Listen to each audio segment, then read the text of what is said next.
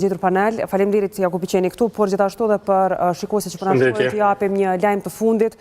Ka ndruar jetë akademiku Recep Qosja, këtë e kam bërë të ditur në fakt familjarët përmes këtij njoftimi. Njoftojmë se sot me datën 23 prill të vitit 2026 është ndarë nga jeta dhe është varrosur Recep Qosja. Varrimi u zhvillua në praninë e anëtarëve të ngushtë familjes, me dëshirë të ndjerit nuk do të organizohet ceremoni pritje nga familja.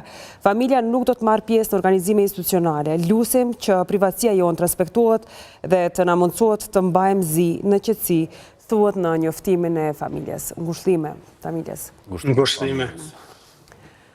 Ndjes Anita që të ndërprem, por me që natyrisht Qosja të mbahet mend gjithmonë dhe për herë nga shqiptarët e ndjem të nevojshme që ta japim këtë lajm dhe natyrisht shprehim ngushëllimet tona. Patjetër, ngushëllime për familjarët edhe për Kosovën. Azren.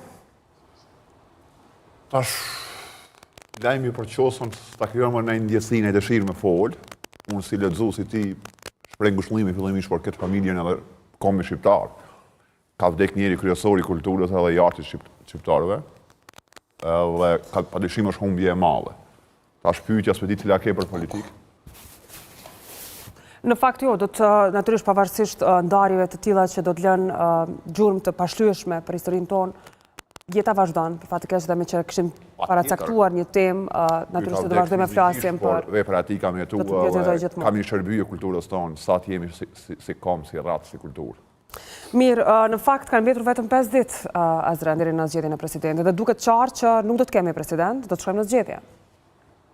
Po, shumica e sinjaleve të qenë që ne, që nuk kemi me pas president, po him edhe me një palë zgjedhje të jashtëzakonshme.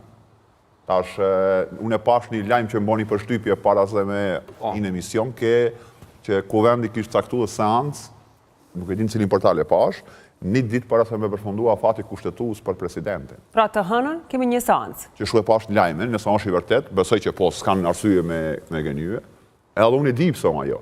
Do të thonë që aty kemi nis fushata. Por në fakt seanca më thonë që do mbahet një ditë para